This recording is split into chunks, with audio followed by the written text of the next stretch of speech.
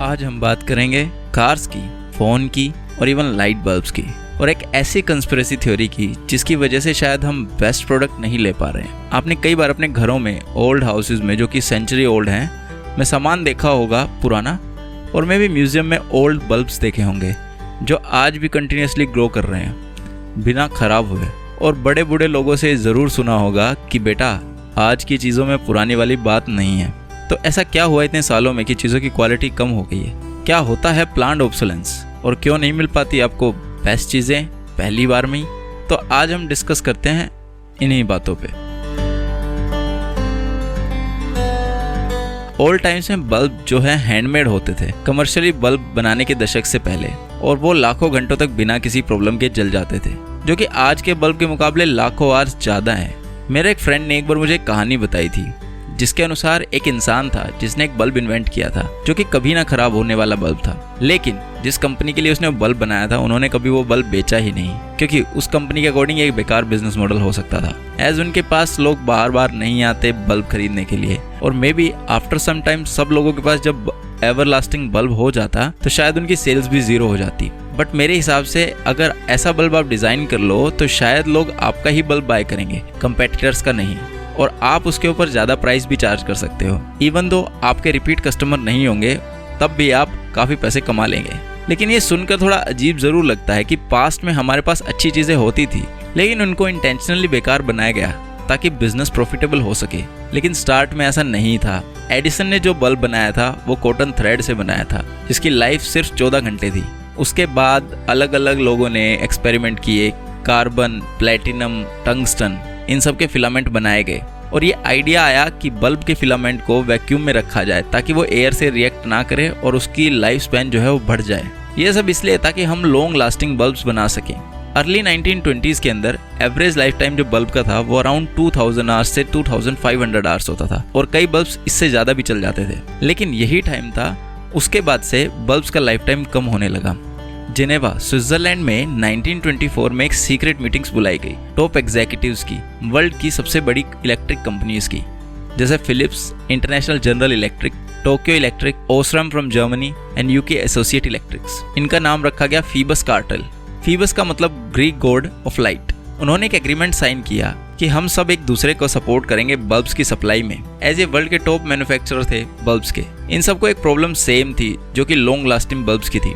जैसे ओसराम ने 1923 में 6.3 करोड़ बल्ब्स बेचे थे, वही 1924 आते आते ये सेल्स गिरकर 2.8 करोड़ ही रह गई थी। लॉन्ग लास्टिंग बल्ब्स की वजह से इनकी सेल्स में काफ़ी प्रॉब्लम आ रही थी, तो फिर कार्टेल ने यह डिसाइड किया कि वो लॉन्ग लाइफ स्पैन को ही कम कर देंगे और एक स्टैंडर्ड सेट किया 1000 आवर्स का। लेकिन अब आप ये जरूर सोचेंगे कि कैसे कोई इंश्योर कर सकता है कि सारी कंपनीज सेम रूल को फॉलो करेंगी। एज हो सकता है कि कोई कंपनी 1000 आवर्स की क्वालिटी के बल्ब बनाए और एक कंपनी अच्छे बल्ब बनाने लग जाए जिसकी लाइफ 1000 आवर्स से ज़्यादा हो, और बाकी सारी कंपनीज को वो आउट परफॉर्म कर दे।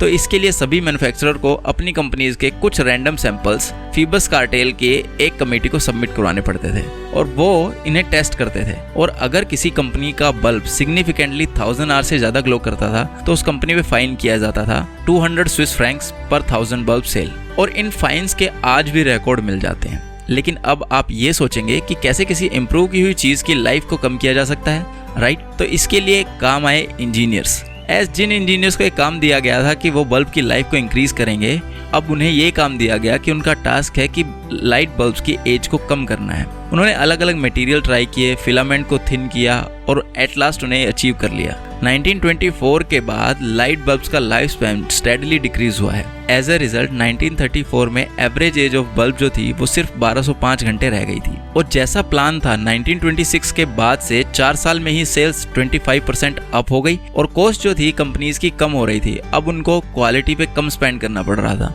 उस कार्टेल ने बल्ब प्राइस को ऑलमोस्ट सेम ही रखा, इससे उनके प्रॉफिट मार्जिन काफी ज्यादा हो गए। लेकिन क्या पब्लिक को इस बारे में पता था कि कंपनीज कंस्पिरेसी के जरिए बल्ब की क्वालिटी कम कर रही हैं? एक्चुअली नहीं। उनके अनुसार ये सब स्टैंडर्ड बनाने के लिए किया गया, लेकिन सारे एविडेंस और थ्योरी इस बात को क्लियरली बता रहे हैं कि ये सब सेल्स और प्रॉफिट को अर्न करने के लिए किया गया था। इनिशियली ये कार्टेल 1955 तक चलने के लिए बना था, लेकिन 1930 के बाद इसमें प्रॉब्लम्स आने शुरू हो गए, एज बहुत सी कंपनीज इनके रूल को फॉलो नहीं कर रही थी। फॉरेन कंपनीज का कंपटीशन भी काफ़ी ज़्यादा बढ़ गया था, और वर्ल्ड वॉर 2 ने इस कार्टेल को कम्प्लीटली खत्म कर दिया। कार्टेल खत्म हो चुका था, लेकिन इसके मेथड आज भी कंपनीज यूज कर रहे हैं। बहुत सी कंपनी ऐसी हैं जिन्होंने अपने प्रोडक्ट्स को लाइफ स्पैन को कम कर दिया है। ईयर 2003 में एक कैसी नेस्टर सपोर्ट को कॉल किया और ये कॉल इतना वायरल हुआ कि इसने एप्पल के लिए बहुत सी प्रॉब्लम कर दी। उस कॉल के अकॉर्डिंग कैसी के पास एक 18 मंथ ओल्ड आईपॉड था जो बैटरी की प्रॉब्लम कर रहा था, लेकिन एज पर एप्पल पॉलिसी उनको ठीक करवाने की कॉस्ट $255 प्लस कोरियर चार्जेस थी। लेकिन इस प्राइस पे एक न्यू एप्पल आईपॉड उस टाइम आ सकता था। लेकिन इसके बाद ये कॉल वायरल हो गया और एक केस फाइल हुआ एप्पल के अगेंस्ट, जिसको एप्पल ने out of the court settle कर दिया। लेकिन इसके बाद भी एप्पल ने अपनी ये टैक्टिक्स नहीं छोड़ी। ईयर 2007 में अगेन iOS की एक अपडेट दी गई, जिसके कारण से फ़ोन स्लो हो गए और कुछ फ़ोन तो अपने आप ही बंद होने लगे। एप्पल ने इसके लिए एक स्टेटमेंट जारी किया और ये बताया कि ये सब इसलिए किया गया ताकि ओल्ड फ़ोन्स की बैटरीज को प्रोटेक्ट किया जा सके और उनको लॉन्ग लाइफ दी जा सके। लेकिन अगर एप्पल सही में चाहता तो शायद वो रिप्लेसेबल बैटरी पहले ही बना सकता था। लेकिन इसके लिए जो केस हुआ वो ईयर 2020 में सेटल किया गया और एप्पल ने इसके लिए लाखों हज़ारों डॉलर्स पे किए। लेकिन ये उस अर्निंग के सामने कुछ भी नहीं है जो उसने ये टैक्टिक्स करके अर्न किए हैं। लोग कुछ आर्ग्यू करेंगे कि प्लान्ड ऑब्सोलेंस सिर्फ ग्रीड के लिए नहीं होती, ये पब्लिक के लिए भी अच्छी है।